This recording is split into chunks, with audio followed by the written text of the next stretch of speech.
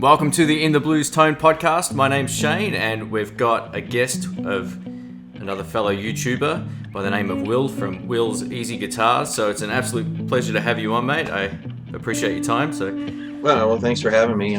No worries at all. Now, let's just take a quick look at let's have a talk about some of the guitars that you make currently. Like I said just before we started the podcast, I've just jumped on your website and you've got some beautiful guitars. There's one that I saw that was very steampunk in design, and I'm a huge steampunk fan. Oh, yeah. So tell us a little bit about your designs. Okay. Well, basically, I end up building almost anything that somebody wants, and a lot of the guitars that I built, and generally you're going to see that this is more for people that are actually out performing or they're established like guitarists. They want something that is very custom, that is either for a very specific show or a tour that has a certain theme, or they want something that matches their personality. And the steampunk guitar, there's a Japanese singer guitarist who contacted me, and she says, I want a steampunk guitar. And I said, okay, that's not going to be a problem. And then after I talked to her, I got off and I'm talking to her. Then I ended up having to look up what steampunk was because I had no idea what the hell that was. Yeah. And after I looked at it, and I'm like, oh, it's kind of like the Wild Wild West a little bit, like the movie, Yeah, it's sort of like a mix between mechanical and it's sort of like, I guess, the inside of a clock mixed with... Yeah. I don't know what else. The old school stuff.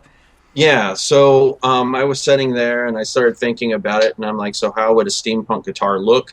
And so I drew out a sketch, and I said, this should work.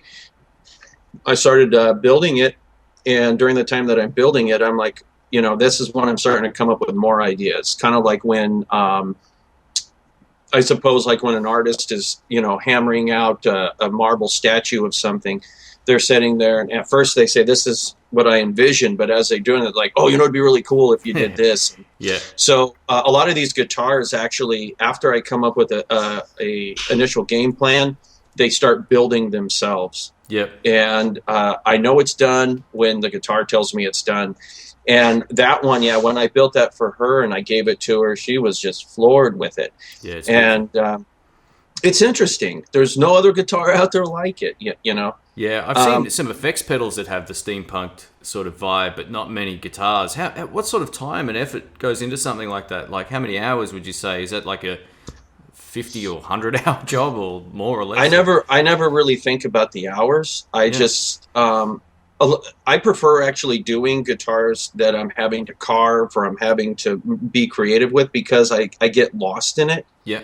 And I have like an art background, so it's like if I'm in front of a canvas, I can actually lose 6 or 7 hours out of my day and not even realize it. Yeah, wow, right. You forget to eat. You're just stuck in that mode. And on that one, I couldn't even tell you how long it took me. I don't even remember. Yeah, wow. I noticed some of your other guitars have. Well, I don't know if this isn't a derogatory comment, but there's one that definitely has an 80s vibe to it, like a yellow. It's got the handle and the. Is that influenced? Was that a custom build as well, though, or are they all custom builds, or are there any sort of base models? I do custom builds a lot, but I have base models as well. Cool. That the fluorescent yellow one that you're talking about with the pistol grip type thing, or whatever you call it, the monkey grip. Yeah. I built that for Dale Bozio, the singer of Missing Persons. Okay, cool. And so Missing Persons, we have this early '80s new wave type sound and stuff, and so the fluorescent yellow, neon was huge in the 80s, and she used to paint her hair all different colors and everything, and the blue stripe is off their first album, which was Spring Session M. The pickguard is actually a mirror and stuff, and I had to build in effects into that guitar for her, but she's very small. A lot of people don't know that Dale Bozio is very small. She's only maybe 4'10" or something like that. She's very little. So when I built the guitar, I had to even change the scale. Everything about it was to fit her. And so if you look at it and think, oh, well, that would fit me, it would be like picking up almost a child's guitar. Yeah, okay, like a mini But acoustic for guitar. her, or something. yeah, but for her, it was perfect. Yeah. And we were actually working back and forth together. We were going to come out with that model and start selling it. We were talking to Guitar World to see if they would be interested in kind of doing a thing on that. And then I ended up losing touch with her. It's a long story. It's not like we had a bad relationship or anything, but Dale is, yeah, you're in touch with her one day, then you don't know what happened to her. And then 6 months later, you find out she's somewhere else. And Yeah, nice. drama. Yeah,